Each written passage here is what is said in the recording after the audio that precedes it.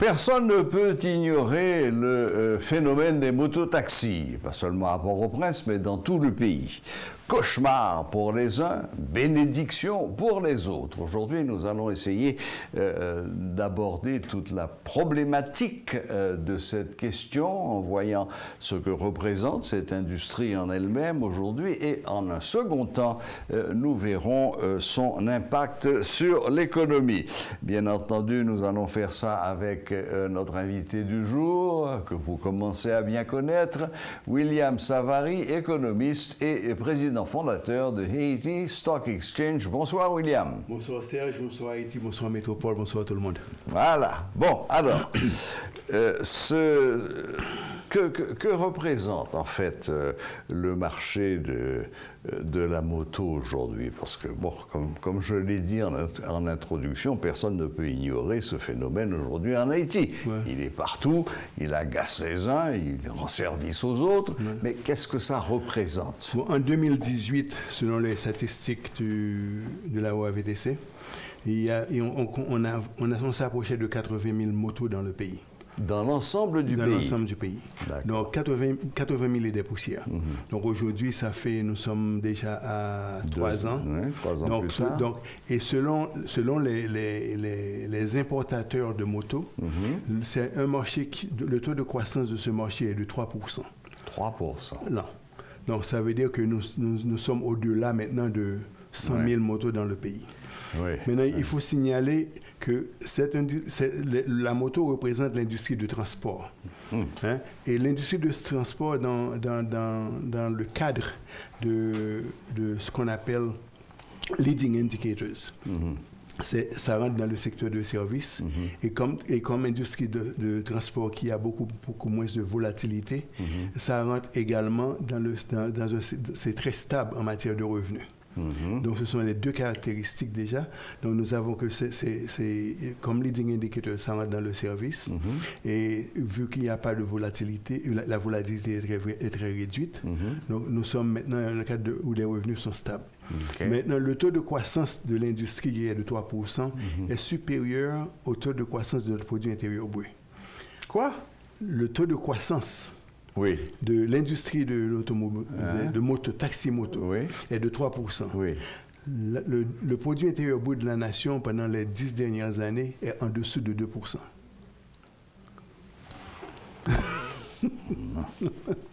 Parce que pendant les années, en fait, nous avons eu une époque où il y a eu une croissance négative. Oui, pendant plusieurs années de suite. Oui. Donc il y a une désarticulation entre le fonctionnement de cette industrie et de l'économie. Oui, mais alors attendez, William, là j'ai une petite confusion.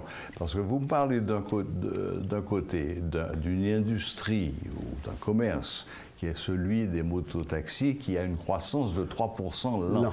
Et vous l'opposez au produit intérieur brut. Mais comment peut-on comparer une importation d'un produit au produit intérieur brut du pays qui compte l'ensemble des activités du pays? En fait, c'est parce que il faut se permettre de mesurer les taux de croissance des entreprises et des industries. Parce que l'agrégat de la croissance économique, dans l'agrégat de la croissance économique, c'est que toutes les industries, dans tous les secteurs, connaissent une croissance plus ou moins stable. Et dans l'agrégat, leur taux de croissance à la moyenne vous donne le taux de croissance de l'économie. Mais lorsque vous avez une industrie où le taux de croissance apporte sa contribution, et donc on peut c'est une contribution positive à l'ensemble de la chose. Ok, bon, là, les choses sont claires. Bon, donc aujourd'hui à peu près 100 000 et même plus motos dans le pays, taux de croissance de ce nombre de motos 3% par an, mais qu'est-ce qu'il en coûte? Bon, maintenant... Parlons des coûts, maintenant. Une moto se vend à 100 000 goudes. Okay? À peu près $1 000. $1 américains. Donc, pour être un petit peu... On va arrondir les chiffres. Oui. Donc, ça vous fait 100 000 motos, $100 000, ça vous donne 100 millions de dollars. Donc, la moto représente un marché... L'industrie. oui, enfin, l'industrie de la moto, enfin, la moto, représente un marché de 100 millions de dollars. Mais avec une spécification. Ouais. Donc, le nombre de motos qui est dans le pays, donc pour les acquérir, il y a une dépense de 100 millions de dollars qui a été consentie. Mais annuellement, il y a 60 000 motos qui sont importées en Haïti, donc 5 000 motos par mois. Donc, il y a de ces 60 000 motos, il y a de la taille du marché, des 100 000, il y a 30 000 motos qui sont remplacées chaque année. Parce qu'à cause des accidents, à cause des vols, à cause et puis simplement de l'usure naturelle. Parce que maintenant, quand on voit ces pauvres motos qui sont chargées comme des bourriques... Maintenant, les importateurs de motos, selon les statistiques qu'ils ont recueillies, une moto dure à peu près 90 mois. Oui, 90 mois. Durée de vie de la moto, à peu près 90 mois. Attends, 90 mois ça vous donne 4 ans. 4 ans. 5 ans, 7 ans à la rigueur. Non, 7 ans. 7 ans. 7 fois 12, oui. Ouais, donc maintenant, ce qui veut dire tous les 7 ans, quelqu'un qui a une moto doit remplacer la moto. Oui, ça c'est quelqu'un qui utilise la moto dans des conditions normales. Normales, oui. Hein? Donc, quand on vous dit que le poids de charge d'une moto, c'est le chauffeur plus un passager, et qu'on voit des motos avec 5 personnes dessus, plus un sac de charbon, la moto ne doit pas pouvoir durer autant. Aussi longtemps. Bon, là, donc, ce qui veut dire pour les motos qui sont dans le transport, leur durée de vie, c'est 3 ans. Oui, bon, voilà.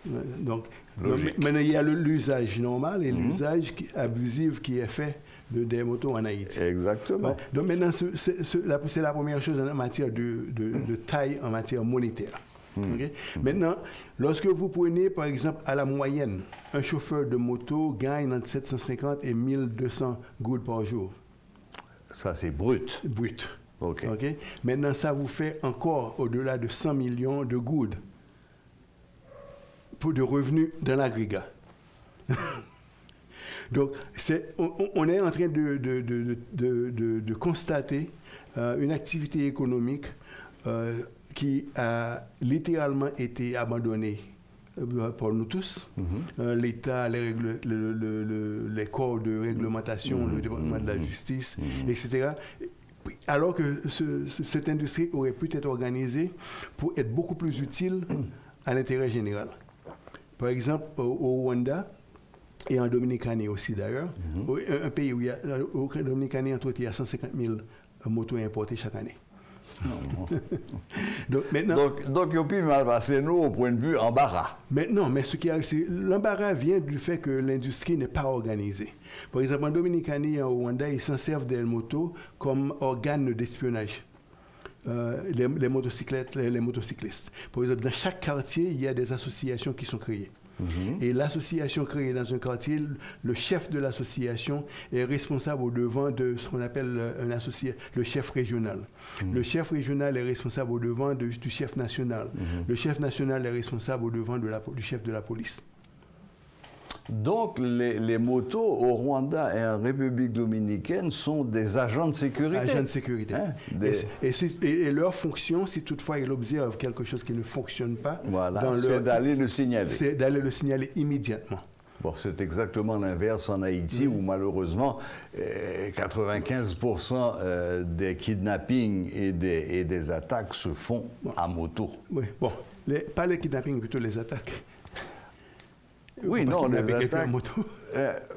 Oui, non, quand je dis. Ils font partie du complot. Ils font partie du complot, mais ils arrivent, ils arrêtent la voiture et puis ils ouvrent les machines là.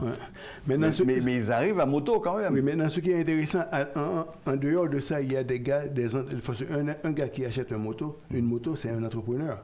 C'est quelqu'un qui prend des risques énormes, d'une part avec $1,000, donc qui peut-être qu'il a pris dans auto-usurier, ou quelqu'un qui a participé dans ce qu'on appelle le sous-sous, les mains, pour qu'ils rassemblent et qui font. Et il y a d'autres systèmes de financement dans le pays dont ces gars-là puisent pour trouver les $1,000 pour se procurer de la moto.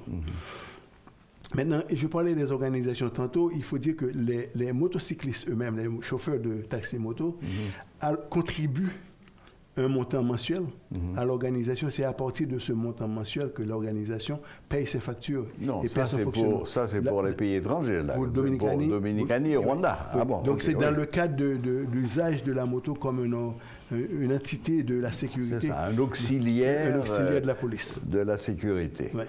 Donc, et il n'y a rien qui empêche que ceci puisse se faire en Haïti. Maintenant, au niveau des autres pays, ils conçoivent un organe de réglementation, de réglementation où l'activité même de conduire une moto est professionnalisée. Hein? C'est-à-dire formation etc.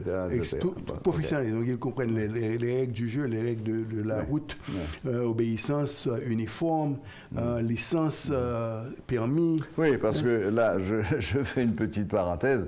Je crois qu'il n'y a pas une moto sur 1 million ici en Haïti qui sache que la motocyclette est assujettie au même règlement que la voiture automobile. Ils ne pas contre ça. Bon, maintenant, ils ne pas connaître, mais on peut leur enseigner. Ouais, il faut. C'est ça. Non, mais c'est pas on peut. Ouais. C'est une obligation parce que ce qu'on voit, c'est ces gamins, parce que la plupart, ce sont des jeunes. Absolument. Quand on voit ce que ces jeunes font, mais c'est des casse-coups. C'est des fous. Il y a zigzagué pour moi. Évidemment, l'envers de la médaille, c'est le nombre d'accidents, de pieds cassés, de bras cassés, et hélas aussi de morts. Oui. Il suffit de voir les statistiques des hôpitaux et le nombre de jambes et de bras cassés, de têtes cassées suite à des accidents, c'est colossal. Oui. Donc maintenant, ce que l'État tire de ce business pour le moment, c'est par exemple lorsqu'une moto est vendue, l'importateur doit émettre un certificat à celui qui l'achète. C'est à partir de ce certificat, cette personne enregistre la moto et il paye. Donc, des motos qui sont vendues, l'État perçoit à peu près 6 millions de dollars par année, en matière de revenus. Donc, c'est l'équivalent de la vignette pour la voiture? C'est l'équivalent de la vignette pour la voiture. D'accord. Donc, maintenant, en face de toute cette réglementation minime, l'industrie fait face à une concurrence déloyale de la part du côté de la frontière. Parce que les motocyclettes qui sont volées de la Dominicanie sont vendues en Haïti, sur le marché local. Oui, en dessous. Pas en bas, absolument. Et malheureusement, les gars qui volent les motocyclettes trouvent on trouve des partenaires au niveau institutionnel qui leur donnent des faux papiers qui leur permettent d'enregistrer. Et qui leur donnent des plaques aussi. Et ces motocyclettes, les motocyclettes qui sont volées, ce sont des motocyclettes neuves. Et arrivant en Haïti, on les vend sur le marché à 1/3 ou à moitié du prix. Du prix local. Oui. Okay. Donc ça, ce sont les alinéas. Maintenant, l'industrie a un niveau d'expertise qu'il faut apprécier parce que les motocyclettes viennent en Haïti dans des boîtes désassemblées. C'est en Haïti que les motocyclettes sont assemblées. Ce sont des kits. Donc, ce qui porte un savoir-faire parce qu'il faut un certain savoir-faire pour assembler la moto, la faire marcher. Je pense que les moteurs... Sur ce point-là, je fais confiance aux Haïtiens. Ils ont un sens pratique... extraordinaire. Quand on voit, je fais une toute petite parenthèse, quand on voit les gars assis sur les trottoirs et qui vous arrangent un téléphone cellulaire en 15 secondes, par exemple, il y a qui a fait ça, non? Il faut donner aussi beaucoup de crédit aux écoles de formation professionnelle. Les centres de formation professionnelle, parce que dans les centres de formation professionnelle en Haïti, il y a des programmes de réparation de téléphones, les programmes d'assemblage et de réparation de motos. Il y a 21 centres professionnels dans le pays. Dans tous ces centres, il y a ce genre de cours. Et bon, en dehors des centres privés, mais je parle des centres de l'État. D'accord. Donc il y a un effort qui se fait en matière de l'accessibilité, mais il faut un effort en matière de la réglementation et la professionnalisation des taxis-motomens. OK. Alors, résumons très rapidement. Le marché de la moto en Haïti aujourd'hui, c'est 100 millions de dollars avec une croissance de 3%. Indépendamment des frais de réparation et des pièces. Oui, le marché, disons, à l'achat. À l'achat. Voilà. Bon. Ensuite, il y a tout l'entretien, il y a les réparations, etc., ce qui fait encore un autre 100 millions peut-être. Bon. On ne sait pas. 50 à 60 millions peut-être. Voilà. Maintenant, il y a une chose qu'il faut dire de plus. Il y a ce qu'on appelle la règle de 72. La règle de 72, c'est vraiment pour identifier sur quelle période de temps quelque chose pourrait doubler en valeur.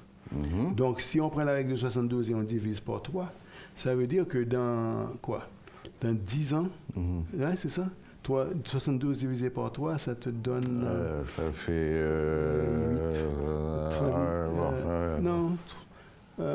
15.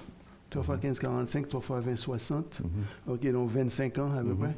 Donc, tous les 25 ans, le marché devrait doubler. Ouais, tous les 25 ans. OK. Là, on n'est pas encore arrivé là. Ça présume qu'en fait, le taux de croissance de 3% que j'ai obtenu des divers acteurs est juste. Importateurs. Et il y a 4 principaux importateurs, je crois. Oui, c'est ça. Donc, si ce chiffre n'est pas 3%, c'est 10%. Donc, chaque 7 ans, le marché va doubler en valeur. Bon, OK. Alors, donc, 100 millions de dollars, le marché, sans compter réparation, etc. Pièces. Et pièces détachées. Maintenant, pour le propriétaire lui-même, revenu brut, c'est-à-dire sans les frais d'essence, de patati patata, c'est entre 750 et 1000 gourdes par jour. Par jour. OK. D'accord, très bien. On estime donc aujourd'hui, d'accord. Eh bien, écoutez, William, on va s'arrêter là pour aujourd'hui. Comme je le disais, tout le monde connaît ce phénomène, mais personne n'a vraiment une idée. Quand j'ai découvert ces chiffres, moi, je suis tombé des nues. 100 millions de dollars, c'est incroyable.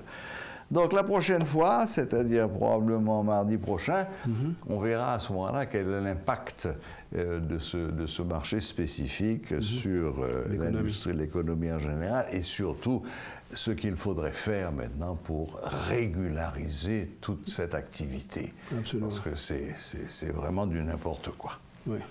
Et c'est trop important pour ne pas être régulé. Mais 100 millions, frérot. OK, merci William, merci, bon week-end, bonne fin de journée. Voilà, donc on a abordé aujourd'hui la problématique, c'est-à-dire l'ensemble des problèmes attachés au marché de la moto en Haïti et donc presque exclusivement les mototaxis.